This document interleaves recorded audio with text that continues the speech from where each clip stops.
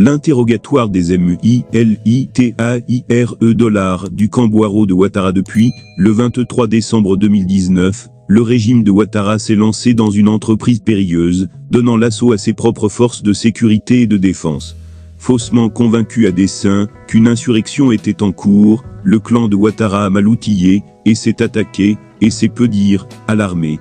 Tout simplement parce que le clan Ouattara se sent surpuissant. Après avoir écrasé l'opposition politique et broyé son fils rebelle Guillaume Soro, les mots sont d'ado, il se croit aujourd'hui invincible et risque de manger son totem, comme on le dit en Côte d'Ivoire.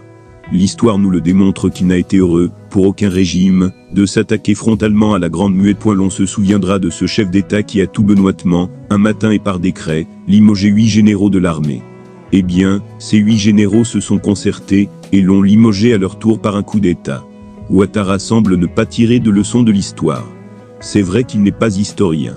Mais tout de même, tout près de nous, c'est bien l'acharnement de Guy Robert, et sa poule de Yara Akudo, dirigée par le tristement célèbre Bogaï Yapi, où il massacrait des éléments des forces militaires, qui ont causé sa chute.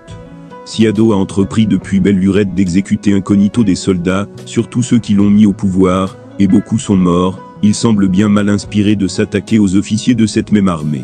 Sous le prétexte fallacieux d'une prétendue atteinte à la sûreté de l'État, Ado a décidé de s'attaquer aux éléments militaires de la sécurité de Guillaume Soro. Ne vous leurrez point. Il s'agit pour le sécurocrate Tenbiraima Ouattara dit photocopie, et le général Touré Apalo, commandant supérieur de la gendarmerie, de trouver après coup, des éléments pour attester la thèse d'un coup d'État, ou d'une insurrection ourdie par Guillaume Soro. Près de 2 mois d'investigation n'ont pas permis d'établir des preuves probantes. Les motifs de l'arrestation des éléments de la sécurité de Guillaume Soro sont incroyables. Tentative de déstabilisation du régime et attentat à la sûreté de l'État, rien de moins. En ce qui concerne Fofana, le chauffeur de Soro, il lui est reproché d'avoir utilisé le véhicule de JB Kwam, chef de la sécurité, pour convoyer des armes sur Assini. Quant à Lobo Guy Armand, un civil et frère de l'épouse de Guillaume Soro qui tombe des nues, il lui est reproché également d'avoir utilisé une bâchée pour convoyer des armes sur Assini. Des accusations franchement ubues, sans l'ombre d'un soupçon de preuve. Concrètement, que cherche-t-on donc depuis tout ce temps? La preuve que des armes ont été transportées de la résidence de Marcory de Guillaume Soro, pour aller les déverser dans la résidence de Guillaume Soro à Assini. Quelle idiotie! La preuve que Guillaume Soro a encore des caches d'armes dissimulées partout sur le territoire national. La preuve que Guillaume Soro et les éléments de sa sécurité préparaient le 23 décembre dernier un coup d'État. Pour ce faire, voici les questions que le colonel a posées. Le colonel Dosso, en rapport avec Photocopie, et les généraux Vagondo et Apalo, ont régulièrement posé aux militaires arrêtés, au grand désarroi de ceux-ci. Quels sont leurs liens avec Soro? Depuis quand sont-ils à son service? Ont-ils signé un pacte avec lui? De qui reçoivent-ils leurs instructions? Ont-ils d'autres activités? Fermes, transports, plantations, et autres qui leur apportent de l'argent? Pourquoi sont-ils attachés à leur patron? Est-ce qu'il leur donne suffisamment d'argent? Ont-ils mené des actions de propagande pour sa candidature? Ont-ils des armes cachées chez eux? Guillaume Soro a-t-il des caches d'armes? Etc. Jugez-en par vous-même, et faites-vous votre propre opinion. À la première question, si la situation n'était pas aussi tragique, on aurait pu en rire. Vous constaterez vous-même que Guillaume Soro est absent du pays depuis le mois de mai 2019, et que sa résidence de Marcory est restée inhabitée depuis lors, mais sous surveillance des éléments de la sécurité qui se relaient. C'est seulement durant la première semaine de décembre 2019 qu'il est mort. Les services de communication ont annoncé son retour. Raison pour laquelle le chef de la garde rapprochée, Jean-Baptiste Kwame, a battu le rappel de ses troupes. C'est là qu'il a constaté avec effarement que les armes de dotation à la résidence avaient été subtilisées. Une enquête interne a permis de soupçonner le sergent-chef Koulibaly Youssouf sans pouvoir le confondre par des preuves. Il est interrogé par le commandant Jean-Baptiste Kwame et le commandant de gendarmerie Connerman, le 17 décembre. Mais l'intérêt nie les faits. Pire, le 22 décembre, Jean-Baptiste Kwame découvre stupéfait que les armes ont été sabotées. Le 23 décembre, l'arrivée de Guillaume Soro est avortée.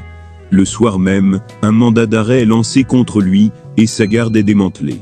2 jours après, des armes ont été découvertes à Assini comme par enchantement, dans la lagune, en face de sa maison. La pertinente question qui aurait dû être posée, non pas au commandant Jean-Baptiste Kwame, mais plutôt à Jean-Baptiste Kwame, est la suivante. Au sergent-chef Coulibazier était de savoir où étaient passées les armes volées à la résidence de Marcory, et pour lesquelles il a été soupçonné. Non, le sergent-chef Coulibazier est vite entendu, et relâché point surplus, comment les éléments de la sécurité de Guillaume Soro, qui était en rupture de stock d'armes, le jour de son arrivée, idiotement, aurait-il pris des armes de sa résidence de Marcory, alors qu'elle était déjà assiégée depuis le matin, comme l'attestent les vidéos de cette folle journée, pour aller les 2 jours après. Les armes sont déposées dans la lagune en face de la maison d'Assigny de leur patron. Mystère. En ce qui concerne les supposés caches d'armes que Guillaume Soro posséderait encore, comment comprendre que malgré la surveillance accrue dont il fait l'objet, ainsi que ses hommes, on n'ait rien découvert depuis mai 2017 ?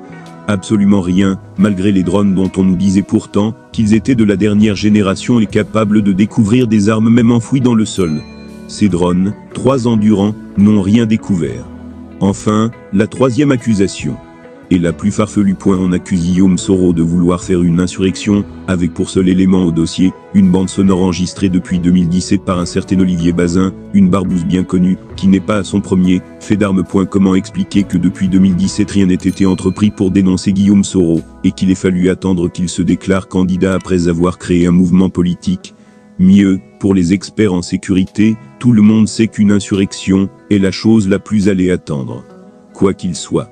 On ne décrète pas une insurrection, généralement elle ne relève pas d'un mot d'ordre. C'est le peuple qui se soulève spontanément. La partie est rude pour le général Apallo, qui a le rôle de Ponce Pilate, puisqu'on lui demande de trouver de quoi accuser Guillaume Soro. Je vous l'avais dit, les colonels Kobo et Yo seraient interrogés et arrêtés, ce mardi 17 mars 2020. Peu ont cru à mes propos. Les faits, cependant, me donnent raison. Mais, bien qu'ayant été prévenus, fuir aurait accrédité.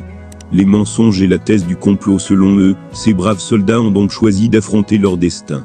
Si servir la République est un crime, alors que cela soit. Ces officiers qui ont été dans la rébellion, et à un moment donné affectés à la sécurité de Guillaume Soro, ont été interrogés sur la prétendue cache d'armes, et l'insurrection que Soro fomentait supposément. Ce qu'il faut savoir, c'est que depuis le mois de janvier 2019, ces 2 officiers avaient été relevés de leurs fonctions auprès de Guillaume Soro. À cette époque déjà, on cherchait à dépouiller Guillaume Soro de sa sécurité, et le rendre plus vulnérable à toute tentative d'assassinat. C'est d'ailleurs pourquoi, ce dernier se sentait plus en sécurité à l'extérieur qu'en Côte d'Ivoire. Revenons à la journée de ce mardi 17 mars 2020. Le colonel Kobo a été longuement interrogé de 9h à 18h sans interruption. On lui demandait d'avouer, et de dire tout ce qu'il savait de Guillaume Soro, ses connexions, ses supposées armes et ses intentions. Ensuite, ce fut au tour du colonel Yo, d'être cuisiné aux alentours de 18h, jusqu'à 1h du matin. Après ces interrogatoires, le colonel Dosso en charge de l'enquête, fit venir le commandant Jean-Baptiste Kwame, et le capitaine Konda, pour faire des confrontations entre ces officiers supérieurs. Il les a soumis à des humiliations jamais vécues dans notre armée. Ce qui révolte la troupe, c'est le silence coupable de la hiérarchie militaire. Notamment le chef d'état-major, le général de l'armée. C'est triste de voir qu'il laisse des officiers supérieurs se faire malmener, humiliés par des gendarmes zélés. 100 fois il aurait parfois moins gradé qu'eux. Les militaires de Côte d'Ivoire se sentent humiliés par ces enquêtes à n'en point finir. La division est grande dans l'armée et le général Touria Palo aura tôt ou tard du souci à se faire une grogne sourde, commence à se faire sentir depuis l'annonce de la non-candidature d'Ado. Les soldats se sentent trahis par le président, car il leur avait promis à maintes reprises. Surtout 8400, une villa comme récompense pour l'avoir installé au pouvoir. Au lieu de cela, c'est la torture et la prison qui leur sont servies. À 7 mois du départ d'Ado de la présidence de la République, les soldats se rendent compte qu'il ne tiendra pas sa promesse. Pire, il est en train de les mettre aux arrêts, et surtout tout porte à croire que les charismatiques ex-chefs de guerre seront arrêtés tous sous de faux prétextes. Je vous le dis encore. Tous les chefs militaires qui ont servi avec Guillaume Soro seront arrêtés.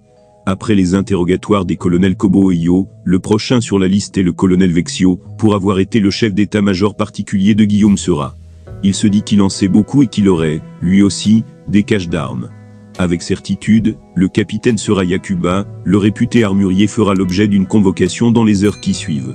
Même, le colonel Shérif Ousmane ne sera pas épargné, car on le dit sournois. Je l'ai déjà dit, tous les chefs de guerre seront arrêtés. À l'exception de Konsa Sharia, qui est l'homme lieuge du régime Ouattara. Il est passé maître dans l'art de dénoncer ses frères d'armes.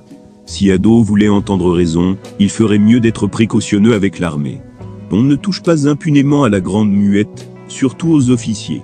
En dernière minute, nous apprenons que les colonels Kobo et Yo ont été relâchés in extremis aux environs d'1h du matin, mais demeurent à la disposition des enquêteurs.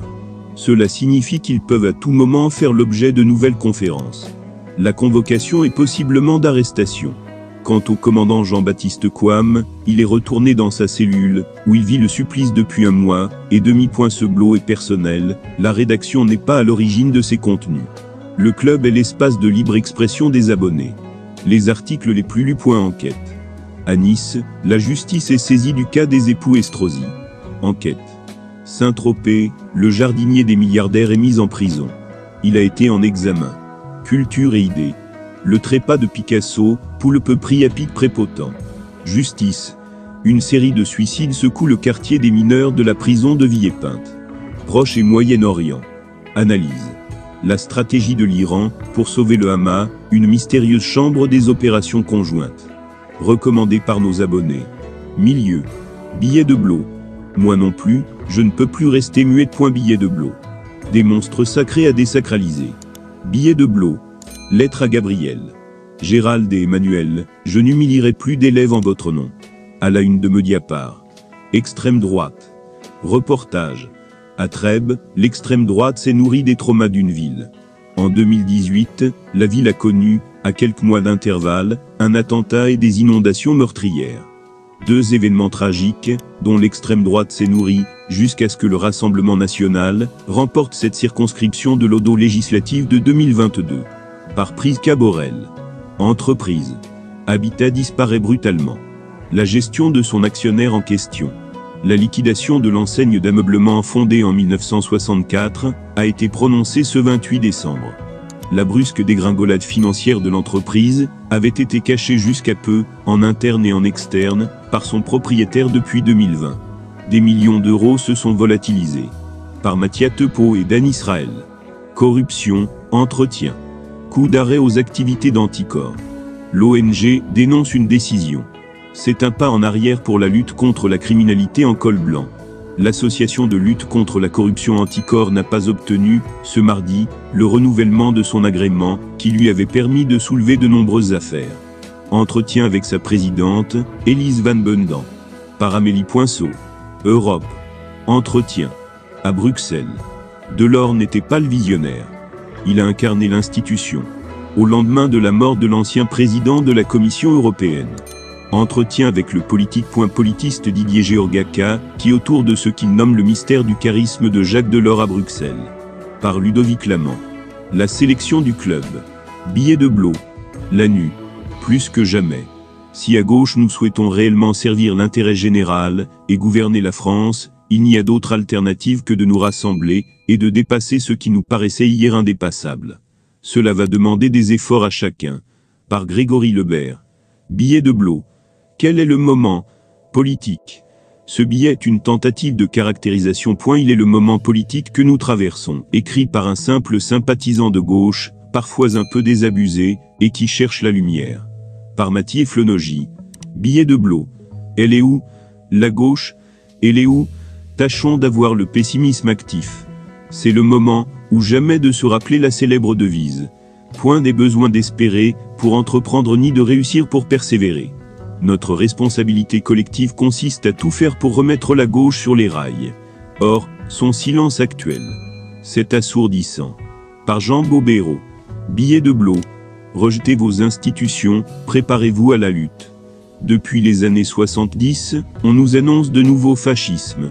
Et nous avons contribué, depuis 9 ans, à les conjurer. Mais il faut reconnaître que le fascisme ne vient plus. Il est advenu comme une mue interne à l'extrême centre. Nous cherchons à renseigner sur le monde tel qu'il est, tel qu'il vient, par lundi matin.